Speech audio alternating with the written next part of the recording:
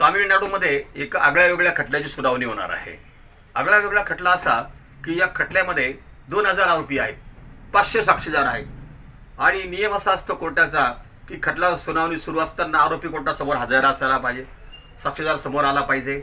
आणि तामिळनाडूमध्ये जे एक माजी मंत्री होते जेथील बालाजी यांनी नोकरी प्रकरणामध्ये सरकारच्या भ्रष्टाचार केला आणि सरकारचे पैसे लुटले असा तो आरोप आहे. आणि या आरोपामधून त्यांना 29 सप्टेंबर 2024ला जामीन पण झालेला आहे. पण आता या खटल्याची सुनावणी सुरू होणार आहे. न्यायालयाचं जे कक्ष आहे तामिळनाडूमधलं हे खूप छोटं आहे आणि त्या कक्षामध्ये 2000 आरोपी ते बसूच शकत नाही. मग साक्षीदार येणार कसं काय होणार? मग या खटल्यासाठी सरकारी वकील आणि न्यायाधीशांनी एक शक्कल लढवली. असं येते त्या खटल्यासाठी एक स्टेडियम घेणार आहे, एक मिनी स्टेडियम घेणार आहे.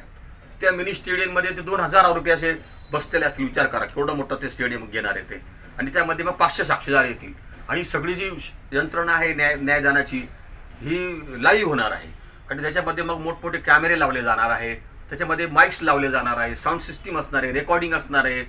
एक मोठं चित्रीकरणच होणार आहे या खटल्याचं.